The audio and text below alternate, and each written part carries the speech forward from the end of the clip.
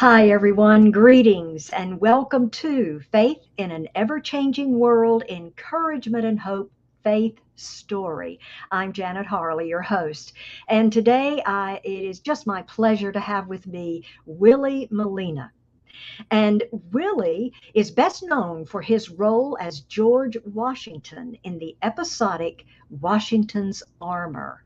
And it's fantastic. You need to check it out. I'll try to put a link below so that you can be able to see maybe a trailer for the episodes for the show. He started singing and dancing and acting at the age of 20, and he studied all classical, contemporary styles of dance. And his training, his acting training, includes Stanislavski, Meisner, Shakespearean, and in scene study, improvisation, and film acting. And he has done some stunt work as well. So, Willie, it just seems like you have all the what's needed into being an actor in this field. Well, I can't play the guitar, and I can't. I'm not trained in all kinds of weapon work, and Yes. can't speak Japanese. So there's some things. Oh my goodness. We'll see. There you go. Thank you so much. Thank you so much, Willie, for being my guest here today. What an honor to have you. And right after our short intro, will be sharing with us his faith story. Stay with us.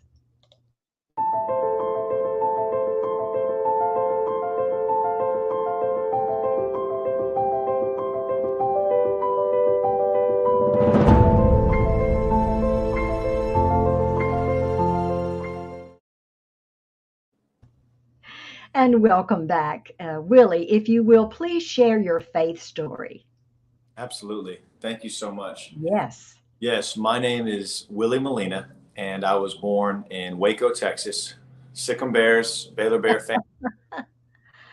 You're just excited about everything, but yeah, born and raised in Waco, Texas. My faith story, like anybody who's lived it out and had enough time to make some big mistakes in life, who's had some just tons and tons of grace upon grace upon grace. My faith story is it's changing daily. Yes. But I'll kind of try to do my best to start from the beginning. My first encounter, I feel like, with the presence of God was in my bed. Before bedtime, my mom would say the Lord's Prayer with me. Oh. I remember saying the Lord's Prayer. I can see my mom. I can see the doorway. I can see the light coming through the hall. And I can remember learning and reciting that with her. And I felt a protection and a peace, and as I've come to know now, that surpasses all understanding. Absolutely. I was just a little boy. At that time, I had already experienced, taking something from my sisters, or getting in trouble, or saying a word that I shouldn't have, or doing something. And I felt that fear, and I felt that pain and that fear that, I don't belong. I'm not worthy. I'm a bad boy. Yeah. Flip side, I remember saying that Lord's Prayer. So I at an early age, I can remember feeling that darkness, that fear, that remorse, that shame, and I felt that love, and I felt that peace, and I felt that protection. Fast forward, we went to First United Methodist Church of Waco. My folks visited, I think, a couple of churches, and they landed on that one. We went, and my sisters are kind of anxious, and I'm not really anxious at all. I don't remember being anxious at all. And I remember walking to the church, and I'm with my folks and my sisters, and this man walks up, and I thought my dad was Superman. I thought he was He-Man, right? Yeah. Guy walked up, he's a foot taller than my dad. He's 6 foot. His name was Bill Johnston, and he walked up and said, "Willie, my name's Bill, and I'm going to be your Sunday school teacher."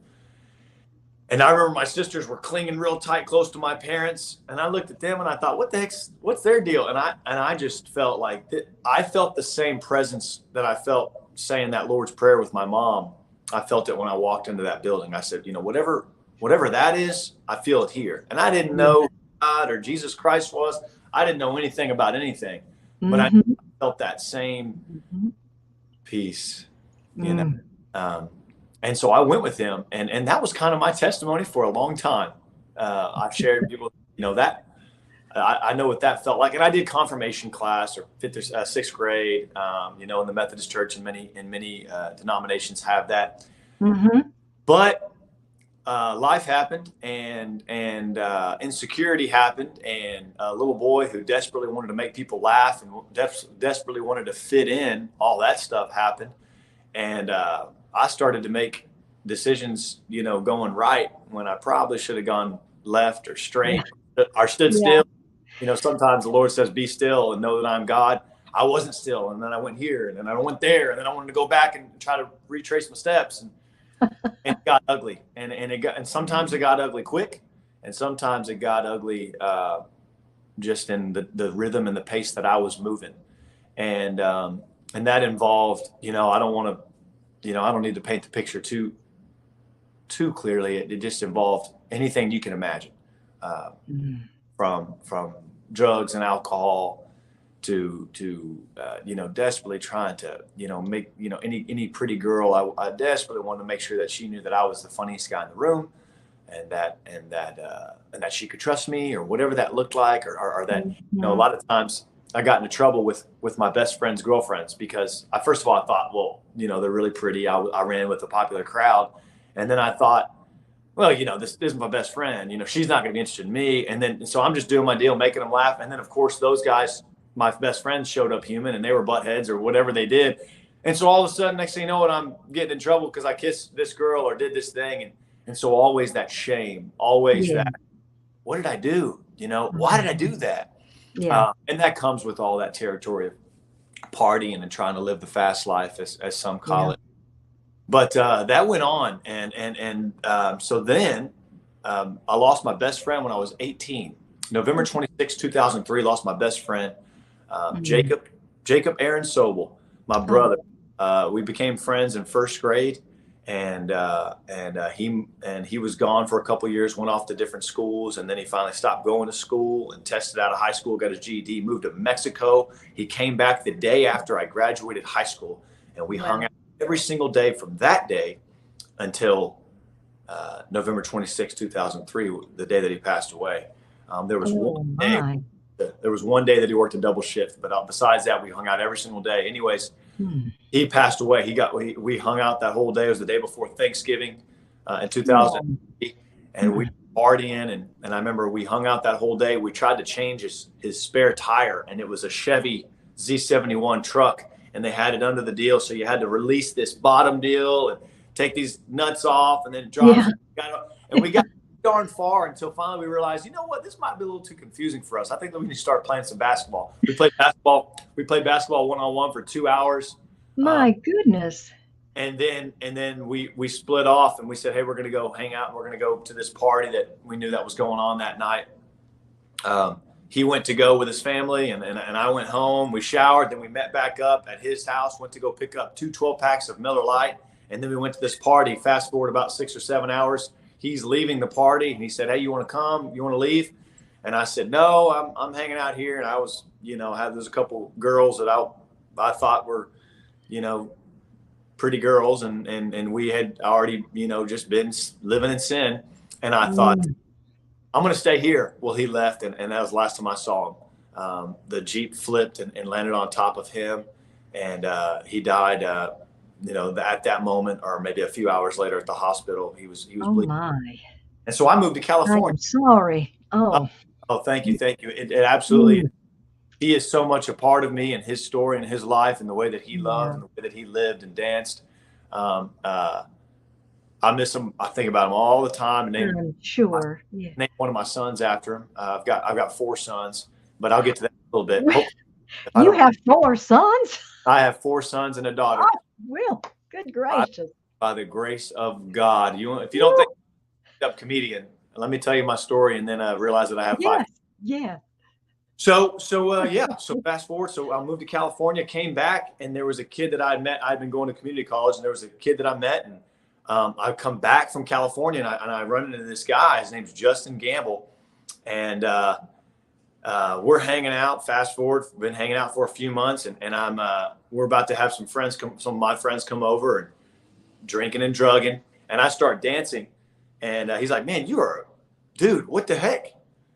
You can dance. He was like, you need to come to a dance class. And I thought, a dance class for boys in Waco, Texas? Like, I was way too hip, slick, and smooth / insecure for a dance class. But fast forward like a month, and he tricked me. We were going to go play basketball or tennis or something. And he tricked me. He's like, I just need to go grab some books from school. And we walk into this area, and I see some kids that I went to high school with, and I see this giant mirror, and I see this nice looking wooden floor, and I later find out it's a floating floor. And I was so embarrassed. I said, I'm not going in there. And this guy walks up and he said, hey, come on in here or whatever. And I said, no, I'm okay. I'm okay. And this ended up being Jerry Mack, who was my mentor, taught me how to sing, dance, and act. He said, yeah, come in.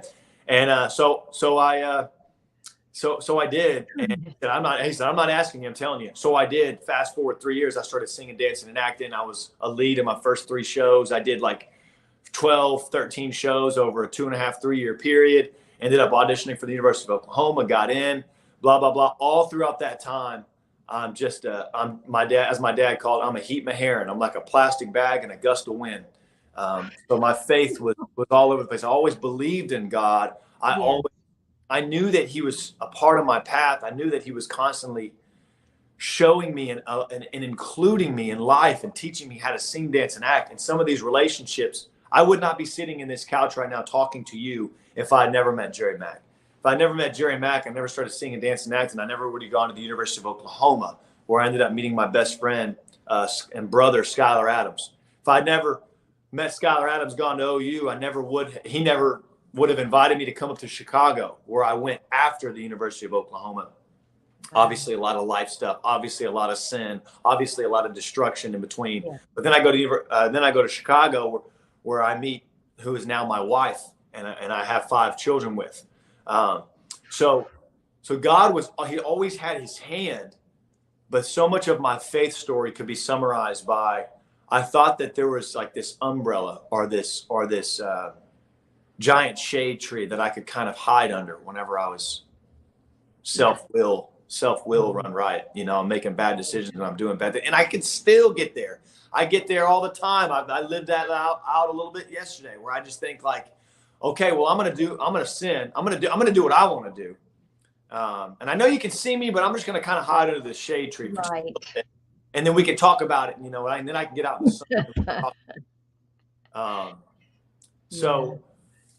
So there was times where it just got, it was constantly a give and take, and my sin, and I feel like a lot of sin is just a progressive deal. It always, Levi Lusko says, and I've heard it said a million ways, different ways, but he said it always takes you further than you want to go. Yes. It always stay longer than you want to stay. Yeah.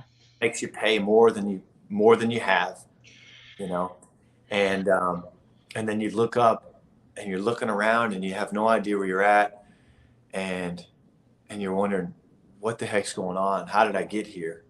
And you forget that, first of all, if you're still standing, that's a good thing. And if you're still standing, you're still here. And then you come to that recognition that I'm still there and you still love me. If you believe in God. And I always believed in him. There was one quick season. I don't know if it was 2 days or a week, but I was living in California. This was, my best friend Jacob had passed away, and I moved to California. Yeah. And my uncle, who I ended up kind of restarting a relationship with, him being my uncle, me being his nephew, we just were out of touch for several years. Anyways, I get out there and he started to ask me some really big questions about, what about the kids in India that never hear about Jesus Christ? What happens to them? What happens to them? Or what if they die when they're 9, 12, whatever? Yeah. He started to ask me just some really big questions for which I had no information, no knowledge, no wisdom, no experience in answering or responding to in any way. And I thought, and I'm smoking pot. I'm doing my deal, right? I'm doing that whole shade tree thing. I got that umbrella up. Yeah. Sometimes God, he really can't see me. And so I thought, you know what? I don't know. I'm just going to start over. on this whole belief thing. And it was maybe, I think honestly, the day that I said, I'm going to just, redo this whole like philosophical, like spiritual belief system, this whole framework. Later that night, I'm playing basketball 2 or 3 hours in Galena Park, Galena Park, I think it was called in Pasadena. Anyways, and I'm heading home and it's dark. It's already dark. I played forever. And I'm walking home and I'm walking on Fairfax Boulevard and I am so scared. I'm scared of my own shadow. I feel like there's somebody behind me. Oh my. Running home. And that 1 or 2 more times. And I was so afraid. And I remember saying, okay, God, I believe in you. And I also believe that I've been putting a box on you and I've tried to like make this whole thing make sense for me this whole time. So I believe in you, and I'm way too afraid without knowing that you're with me, you're for me, you're by my side. So I believe in you, but I need to redo this whole thing. And so that started to obviously sin, darkness, and complete bondage and slavery to my own flesh. That's 18, 19 years old, continued for the next 13 years until finally I reached a breaking point, a jumping off point, as we call in another spiritual program that I work, a recovery program. So I finally surrendered and I waved the white flag. Praise God. Yes. This with children. This is with, now who is my wife and the mother of my children. And I got sober. I stopped drinking and drugging, and I stopped those times where I say, hey, I'm just going to the grocery store to go get milk and bread. And I come back 2 hours later. God. Yeah. So that stopped. And when that stopped, I gave God a whole lot more room to operate. The complete bondage of I've got to change the way that I feel today. Once that stopped and I was able to, the spiritual experience that God blessed me with, I was able to remove that from the equation. Then he had so much more room to operate. And he's continuing to operate. And so I've been sober a little over 6 years. I've been doing TV about 3.5. Since that time, the first audition I ever had, talk about God. Since that time, the first audition I ever had was Washington's Armor, as I played George Washington. So that happened. And through that, I've met so many people. God has just continued to take me on this journey. And whenever I say yes to him, and whenever I'm connected with him and I'm in his alignment and his will, he just shows off in so many cool ways. I still get in the way. I get in the way every day. Like I said, but it has been a beautiful journey with him. And before I started this, you and I got to read Philippians. And when I get in the Word, I feel his presence, just like I felt Lord's Prayer. Yes. Just felt walking into that church with my family. That's just kind of a microcosm, just a snapshot of what a bit of my story, my faith story looks like. Oh, Willie, thank you so very much for sharing all that. And what a powerful faith story you have.